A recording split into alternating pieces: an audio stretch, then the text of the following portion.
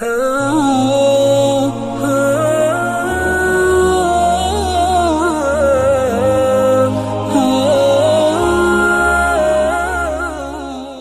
کے نیچے سبسکرائب کے بٹن پہ کلک کریں، بیل کے آئیکن پہ کلک کیجئے تاکہ ہر نئی ویڈیو کی نوٹیفیکیشن آپ کو مل جائے۔ ویسے تو جو دعائیں وظائف میں بتایا کرتا ہوں اس کی عمومی اجازت ہوتی ہے،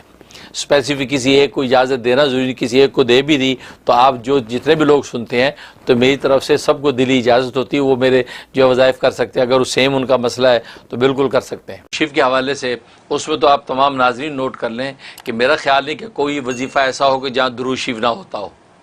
یہ انڈرسٹوڈ بات ہے کہ درود شریف اول آخر ضرور ہوتا ہے، عام طور پہ 11 دفعہ درود شریف بتایا جاتا ہے، اگر کبھی نہ بتایا ہو تو آپ درود شریف ضرور شامل کریں۔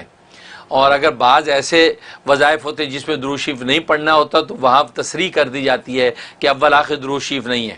بس اوقات بعض دشمنوں کے لیے پڑھا جاتا ہے اور غیظ و غضب کے لیے پڑھا جاتا ہے، بعض وظائف ایسے ہیں کوئی کڑوی چیز منہ میں رکھ کے پڑھی جاتی ہے، اور درود شریف تو رحمت للعالمین کا تذکرہ ہے تو وہاں غضب میں رحمت کو کیوں ملائیں؟ اس لیے وہاں جو ہے مشائخ سلسلہ کہتے ہیں درود شریف نہ پڑھیں، یہ غیظ و غضب کے ساتھ جو ہے آپ یہ ورد کریں تاکہ اللہ کا غضب اس دشمن پہ ٹوٹے، تو وہ خاص اس کی تصریح کر دیتے ہیں۔ لیکن عام طور پہ اگر میں نہ بتاؤں تو پھر آپ انڈرسٹوڈ سمجھ کے درود شریف لازمی شامل کریں، کیونکہ درود شریف کی برکت سے تو وظیفہ آپ کا قبول ہونا ہے اور اللہ کیا جو شرف قبول نصیب ہوگا، تو درود شریف جو ہے آپ بالکل اس میں پڑھیں۔ اور ایک تاثیر یہ ہے کہ کسی کو ایسی مشکلات آ گئی کہ نکلنے کی کوئی بظاہر سبیل نظر نہیں آتی، کوئی قانونی جھگڑا ہے یا دوسری چیزیں ہیں، اب وہ اس کے لیے اپنے اسباب سارے مہیا کر چکا ہے لیکن پھر بھی اس کو امید نہیں لگتی کہ بھئی اس سے اب کو بچت ہو سکی، تو پھر وہ یہ کرے کہ المتینوں جو اس کو 5 مرتبہ ضرب دے، 500 کو 5 سے ضرب دے کہ جتنا عدد بنتا ہے اتنا ورد کرنا ہے،